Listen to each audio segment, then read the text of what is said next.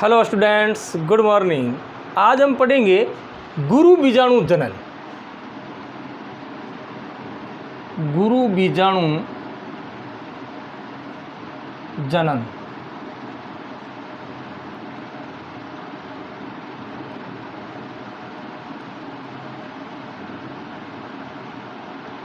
Megasporogenesis. गुरु बीजाणु जनन किसे कहते हैं? गुरु बीजाणु मात्र कोशिका द्वारा गुरु बीजाणुओं के निर्माण की प्रक्रिया को गुरु बीजाणु जनन कहते हैं। गुरु बीजाणु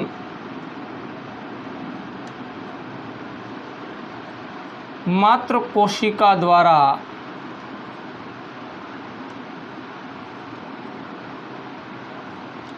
गुरु बीजाणुओं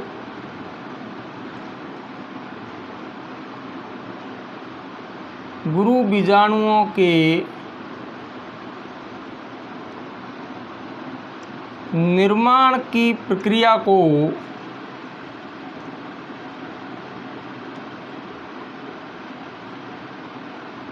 गुरु बीजाणु जनन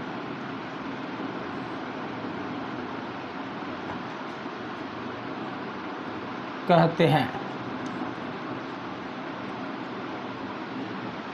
गुरु बीजाणु मात्र कोशिका से गुरु बीजाणु निर्माण की प्रक्रिया को गुरु बीजाणु जनन कहते हैं। अब ये गुरु बीजाणु मात्र कोशिका कैसे बनती है और गुरु बीजाणुओं का निर्माण कैसे होता है, तो देखिए कि बीजांडकाय के अंदर जो मृदुत्वकीय कोशिकाएं होती हैं, उन कोशिकाओं से मादा युग्मकोद्भिद का निर्माण होता है। तो किस प्रकार से होता है? बीजांडकाय के अंदर जो मृदुत्वकीय कोशिकाएं होती हैं, उन कोशिकाओं में से कुछ कोशिकाएं जो होती हैं वो आकार में बड़ी होती हैं, जिनका केंद्रक बड़ा होता है, जीवद्रव्य सघन होता है। उन कोशिकाओं को अदशत्वक कोशिकाएं कहा जाता है। ठीक है ना? तो कौन सी कोशिकाएं होती हैं? अदशत्वक कोशिकाएं। अदशत्वक कोशिकाएं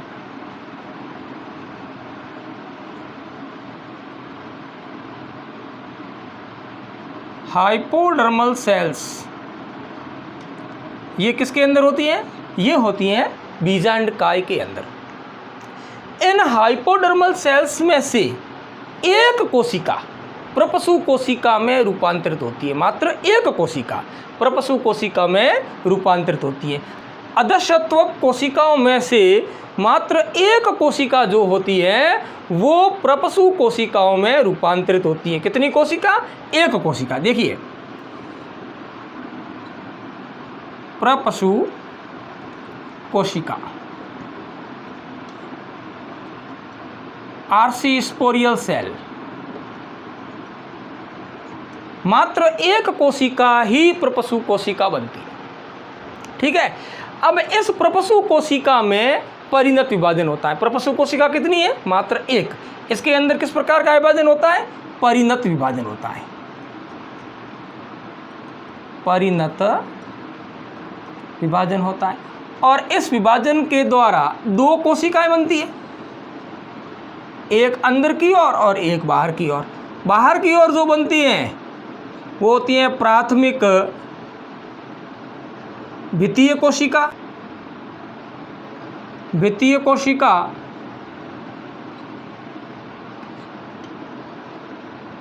प्राइमरी पैराइटल सेल, और अंदर की ओर जो बनती है वो होती है प्राथमिक बीजाणुजन कोशिका, बीजाणुजन कोशिका, प्राइमरी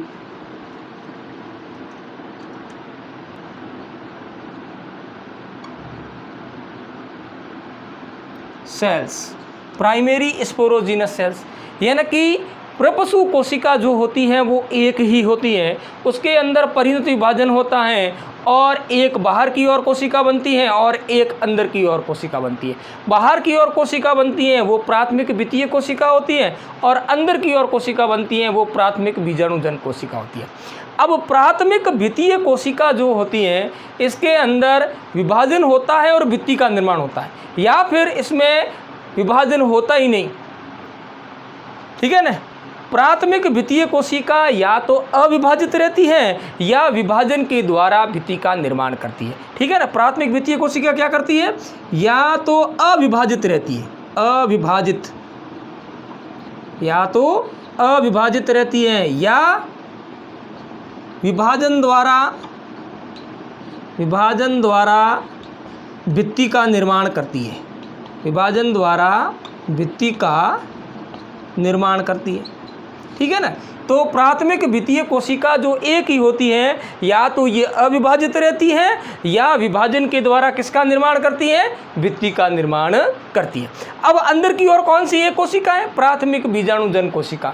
इसके अंदर समसूत्री विभाजन नहीं होता, और ये प्राथमिक बीजाणुजन कोशिका जो होती है वो आकार में बड़ी होती है, इसका केंद्रक बड़ा हो जाता है, इसका जीवद्रव्य सघन हो जाता है, अन्य कोशिकाओं से बड़ी हो जाती है। तब ये कोशिका जो होती है वो गुरु बीजाणु मात्र कोशिका कहलाती है। तो गुरु बीजाणु मात्र कोशिका कितनी है, मात्र एक ही गुरु बीजाणु मात्र कोशिका बनती है। क्यों, एक ही प्राथमिक बीजाणुजन कोशिका होती है। क्यों, एक ही प्रपशु कोशिका होती है।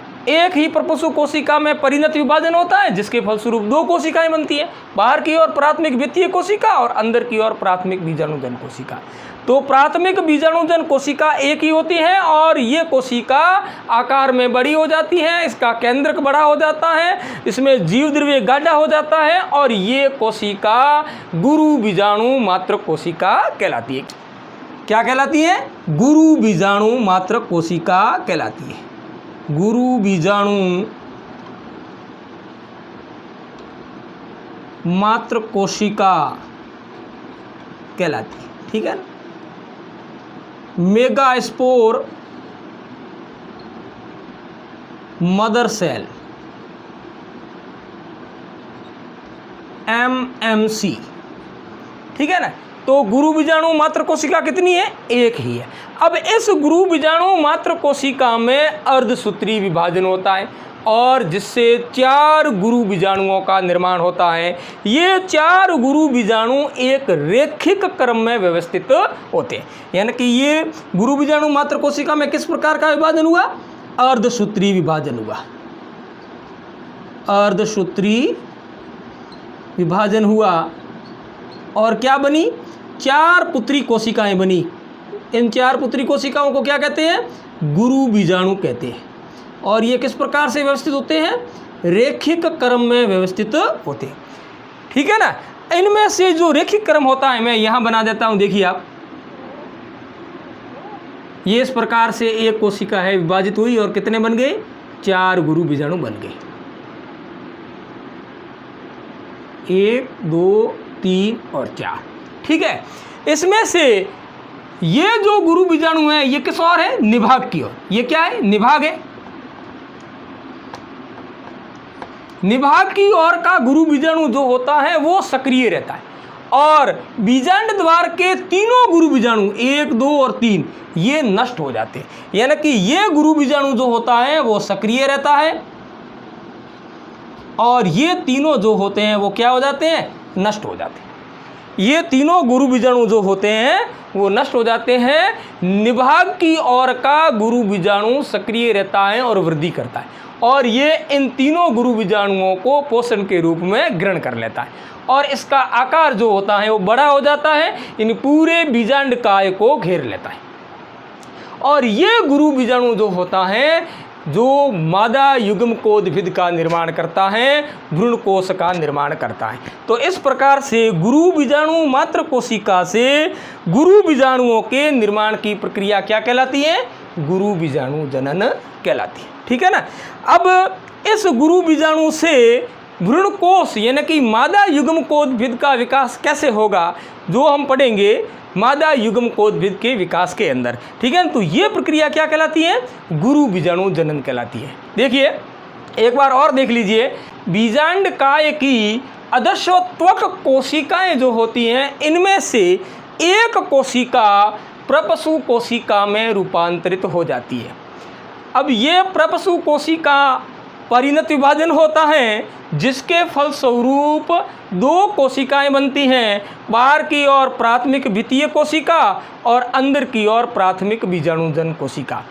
प्राथमिक द्वितीय कोशिका या तो अविभाजित रहती है या विभाजन के द्वारा भित्ति का निर्माण करती है, और अंदर की ओर बनी हुई प्राथमिक बीजाणुजन कोशिका समसूत्री विभाजन नहीं करती और ये आकार में बड़ी होती हैं और इनका केंद्रक बड़ा हो जाता है, अन्य कोशिकाओं से बड़ी हो जाती हैं, जीव द्रव्य गाढ़ा हो जाता है, तब ये कोशिका गुरु बीजाणु मात्र कोशिका कहलाती है। ठीक है ना, जो मात्र एक ही होती है। गुरु बीजाणु मात्र कोशिका में अर्धसूत्री विभाजन होता है, जिसके फलस्वरूप 4 गुरु बीजाणुओं का निर्माण होता है। इनमें से निभाग की ओर का गुरु बीजाणु सक्रिय रहता है और बीजांड द्वार की ओर के तीनों गुरु बीजाणु नष्ट हो जाते हैं और ये सक्रिय गुरु बीजाणु इनको पोषण के रूप में ग्रहण कर लेता है और इनका आकार जो होता है वो बड़ा हो जाता है। किसका? सक्रिय गुरु बीजाणु का। और ये लगभग पूरे बीजांड काय को घेर लेता है, तो इसे बोलते हैं गुरु बीजाणु। और इस गुरु बीजाणु से मादा युग्मकोद्भिद का निर्माण होता है। ये जो गुरु बीजाणु हैं ये मादा युग्मकोद्भिद नहीं है, मादा युग्मकोद्भिद की प्रथम कोशिका है। ठीक है, तो इस प्रकार की प्रक्रिया यानी कि गुरु बीजाणु मात्र कोशिका से गुरु बीजाणुओं के निर्माण की प्रक्रिया को गुरु बीजाणु जनन कहते हैं। बीजांड काय की अदश्य त्वक कोशिकाओं में से अदश्य त्वक कोशिकाओं में से कोई एक कोशिका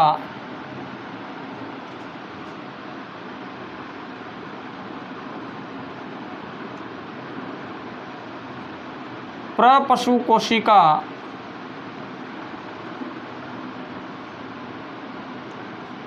आरसी स्पोरियल सेल्स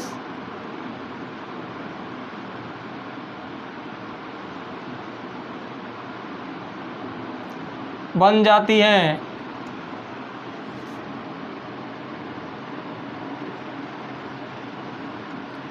प्रपशु कोशिका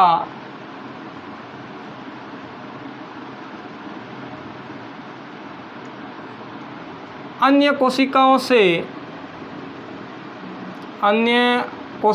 से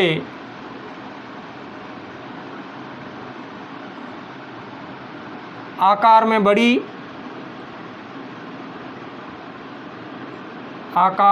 बड़ी व स्पष्ट केंद्रक वाली और सघन जीव द्रव्य युक्त होती है।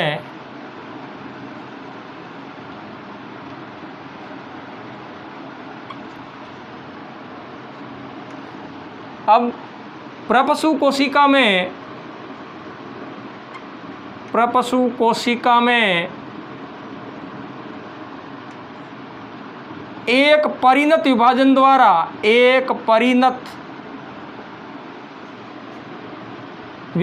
द्वारा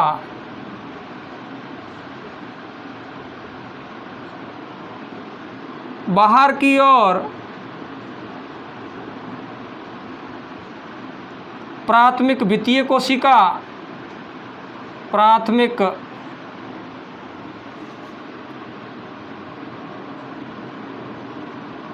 द्वितीय कोशिका व अंदर की ओर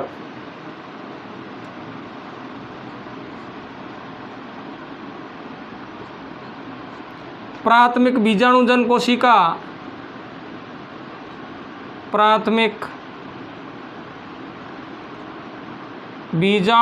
कोशिका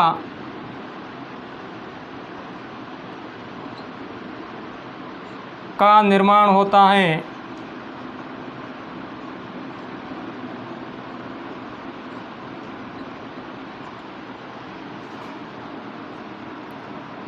प्राथमिक वित्तीय कोशिका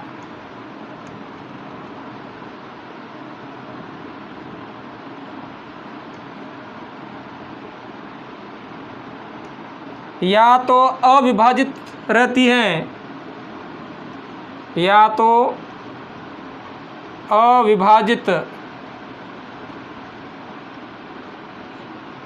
रहती हैं या बार बार विभाजित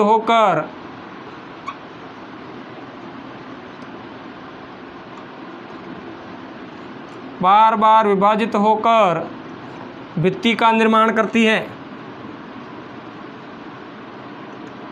भित्ति का निर्माण करती है।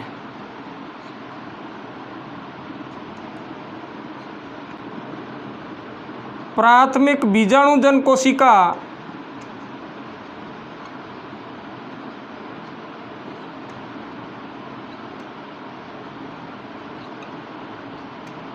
वृद्धि कर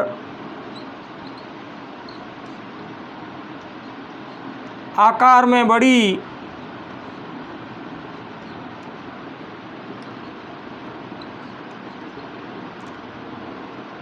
सघन जीवद्र युक्त हो जाती हैं।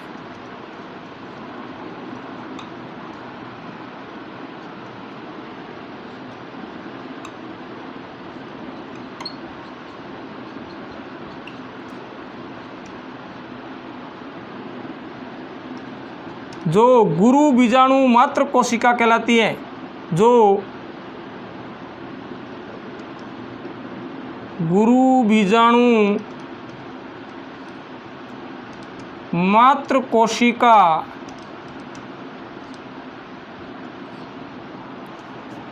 कहलाती हैं।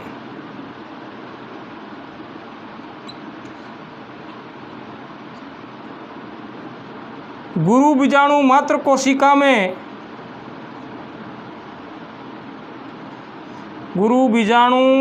कोशिका में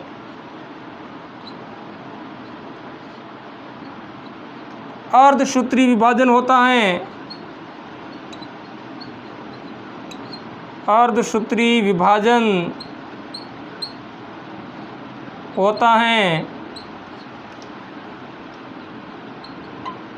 जिससे 4 अगुणित गुरु बीजाणुओं का निर्माण होता है। गुरु बीजाणुओं का निर्माण होता है जो एक रेखीय क्रम में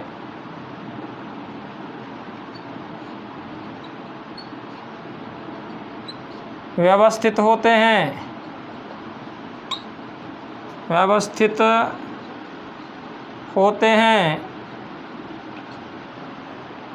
इन चारों गुरु बीजाणुओं में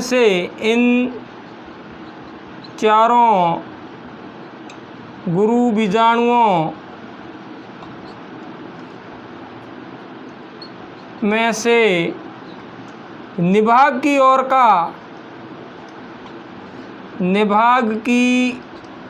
का गुरु बीजाणु सक्रिय होता है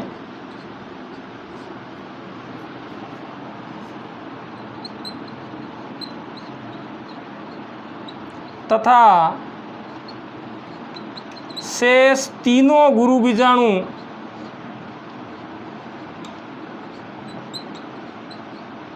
नष्ट हो जाते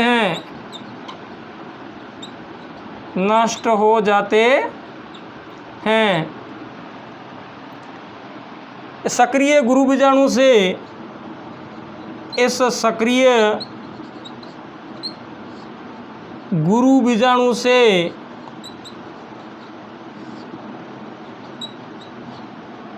मादा युग्मकोद्भिद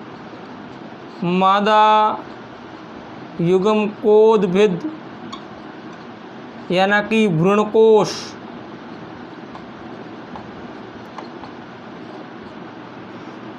का निर्माण होता है।